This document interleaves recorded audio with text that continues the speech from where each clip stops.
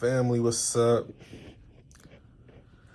I'm exhausted, man. I've been working all day. It's been a pretty long day. And really not hard work or anything, really just being in public, being around people, kind of having to do your public demonstration is a little bit exhausting, and I think that takes from you. Um, but I just got on here, man, because I just had a quick thought, and I'm just thinking, just really thinking about relationships, and kind of reflecting on my own relationships, reflecting on like, what those circumstances brought out of me and how I presented, in my romantic relationships and, you know, kind of the expectations I had and the role I wanted to play and on the other side of the role my significant other wanted me to play and just things of that sort. And I was really just thinking about the purpose of relationship. And when I got really into the meat, really deep into what a relationship is past the romanticizations and the superficial narrative of you know what that's supposed to look like. I found, there's a deep insecurity that I feel lies within a lot of people's approach. And it's this insecurity of loneliness, being scared to be alone, feeling like, you will be without, someone's recognition or awareness of you, then you don't exist. And I think that's a deeply rooted message we're telling ourselves. And then I thought, man, if people were understanding of that, and then they did the work to understand that when you chase things or when you look for things, they hide from you, they run from you. And so when you do the internal work of just coming to the realization that we are all one, and with whether we play this particular role in each other's lives doesn't take away from the fact that we are all existing and we're all here for one another. And so I might be going in circles with this, but I'm really just trying to get to the point that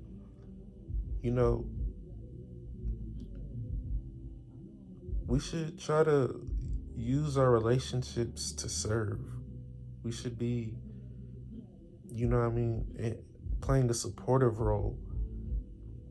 And if you find that person, right? And I love Will and Jada's relationship because, they kind of understood the concept that comes with marriage and saying I'm married and this is my wife, or saying I'm married and this is my husband. You know what I mean? When you contextualize that and you approach it with those labels, a lot of times you'll find that it reaches a dead end, or it reaches a place of stagnance, and it reaches a place where growth can no longer be made.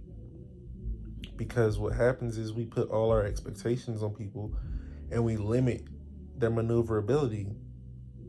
We possess and we stop letting people be free to experience life and to learn lessons and come into a deep awareness of themselves. And I like that they say we're just life partners, right? We're life partners because we're supportive of one another's journey of life. We understand that we are not the sole provider of someone's every call, you know, someone's every need. We're not just,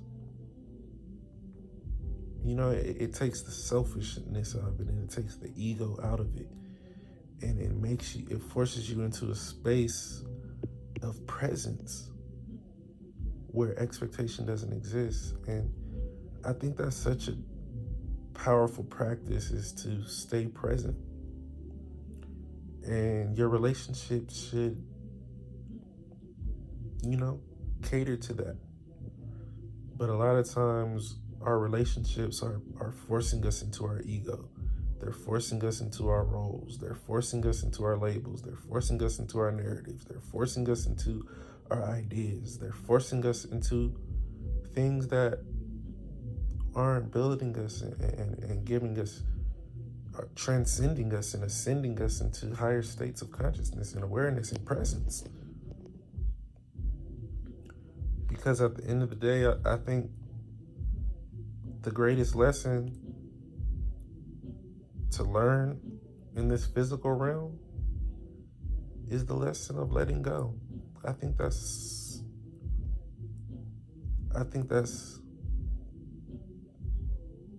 a strong lesson.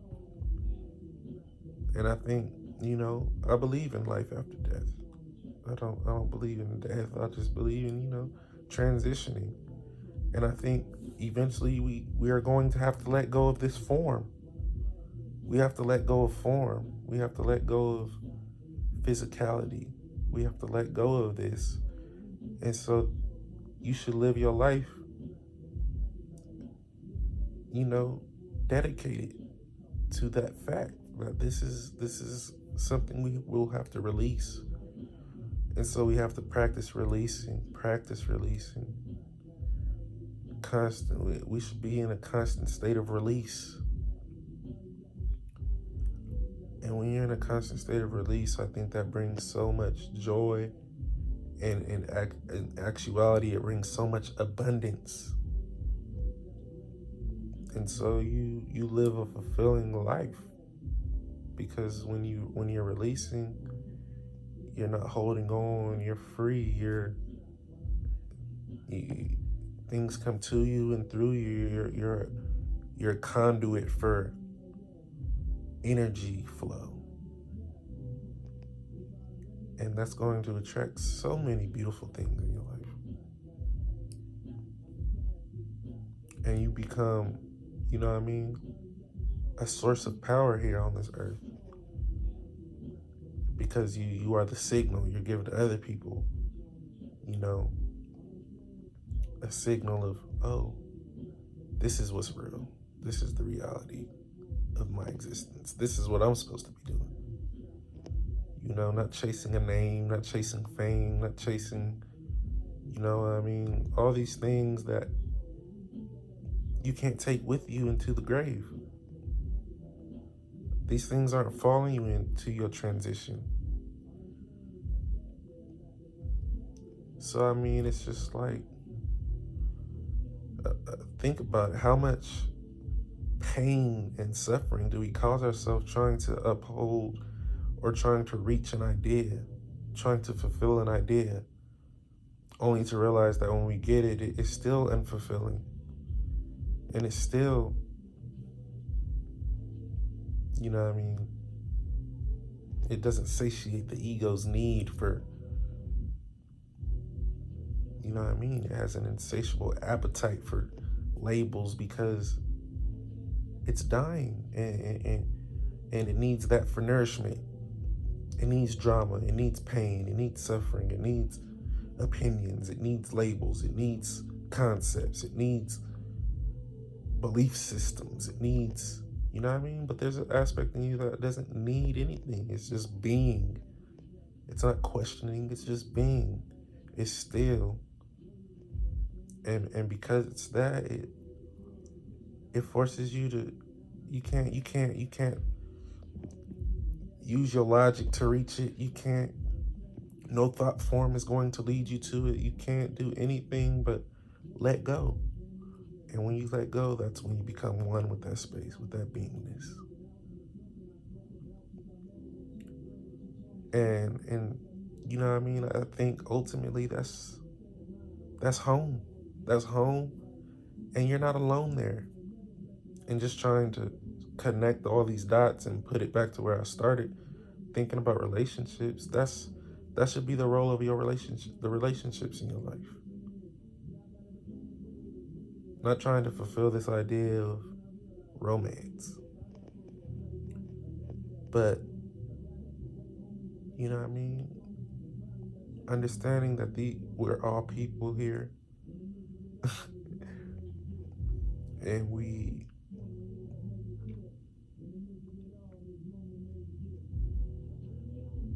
just looking for stillness. So we should support each other in that journey and remind each other of that. Because we get amnesia out here in these streets. We get amnesia out here in this three-dimensional matrix. Because it's a hypnosis where sometimes we get hypnotized out here. We forget that this is illusory. This is not real. We forget that, this too shall pass. We forget the concept of eternity because we've limited our thoughts and our ideas to time. We forget the concept of infinites because we feel relative.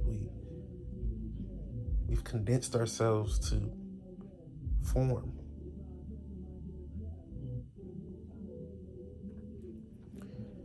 And I love sounding, real woo-woo. I love sounding real blue pill out here.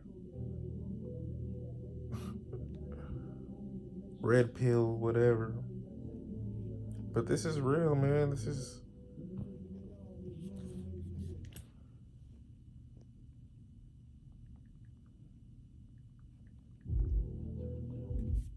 I love it, man. I love it, absolutely.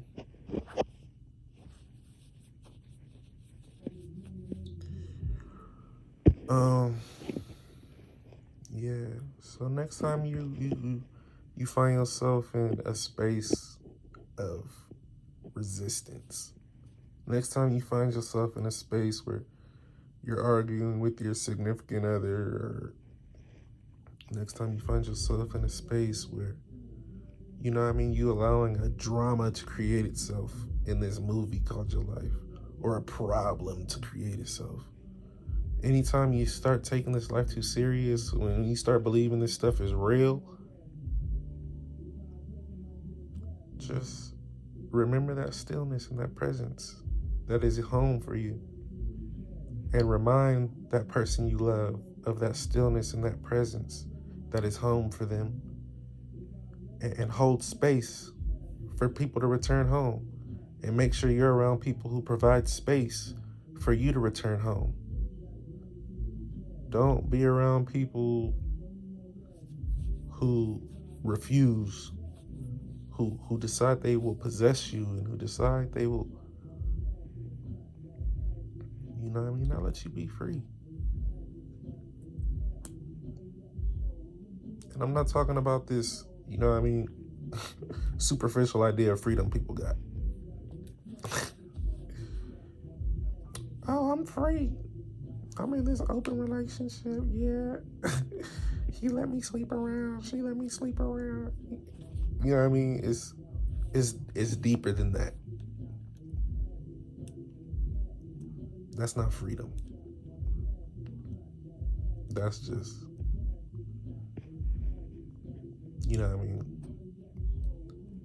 that's the ego trying to, take on this idea of spirituality. But that's still limited to form. That's still limited to ideas. That's still limited. It's like you're trying to break out of one norm to create another norm. Right? these social structures. Let's just use this for an example. These social structures of relationships, right? Once upon a time, there was possibly polygamous, polyamorous relationships. Then the norm changed to, exclusive, traditional, monogamous relationships. Now you kind of see it trying to move back into, polyamorous, polygamous relationships. And it's really just a battle of the ego, right? Maybe it wants to possess one person. Maybe it wants to possess multiple people. And I mean, maybe, I'm not trying to demonize anything. I'm just trying to tell you the trick, the mind tricks. Don't allow your mind to play tricks on you and take you on this journey of false freedom. You can skip a lot of time. You can skip a lot of unnecessary just drama and unnecessary instances and unnecessary whatever. Or you can. I mean, it really doesn't matter as long as you know that